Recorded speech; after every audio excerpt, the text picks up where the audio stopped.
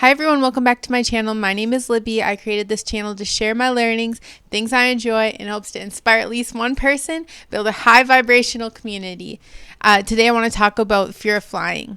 So ever since I became a mom, I have been afraid of flying, and I still do it. I have to do it all the time. I have to do it for my job, to see any of my family. And so about every 3 months, I'm on a flight that goes over the ocean for long periods of time, and it freaks me out every time.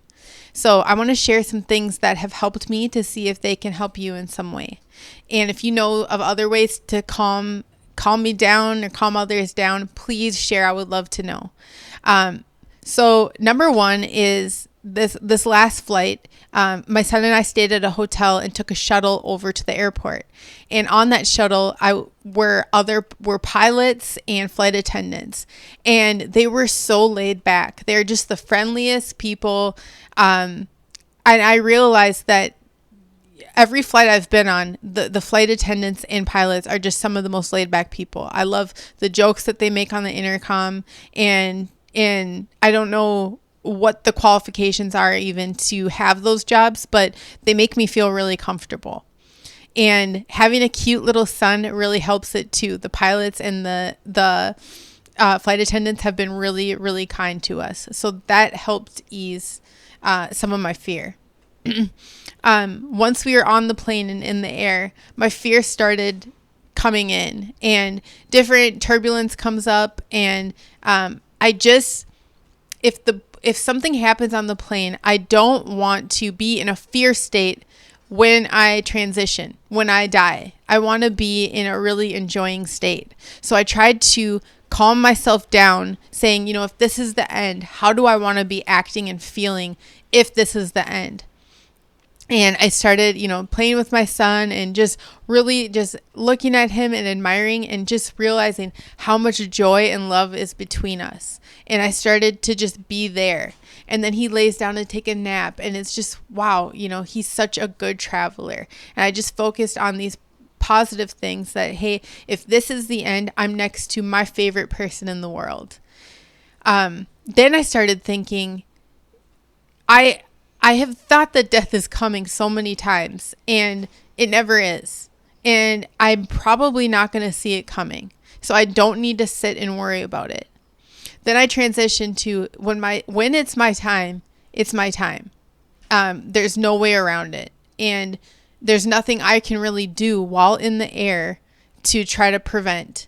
So I just said, I'm going to keep myself as sane and calm as possible, my son, and just enjoy as much as possible. And realize that when I land, I'm going to kiss the ground and be so even more grateful to be alive. There were times that we had such wild turbulence. We had to drop a bunch of feet and everything. So I realized, let me just trust the pilots to do their job. I'm going to trust everybody, the people that are directing them, everything around. Just trust everybody that's involved to do their job.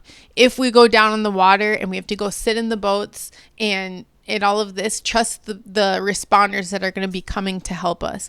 Trust everybody to do their jobs. If the pilots are short on the intercom, they're hunkering down to get us out of that situation. That's their job. This is all their jobs. That brought me a lot of peace, that I didn't have control over that. And I think that that's where a lot of the anxiety comes from, is not having that control. So just letting go and trusting.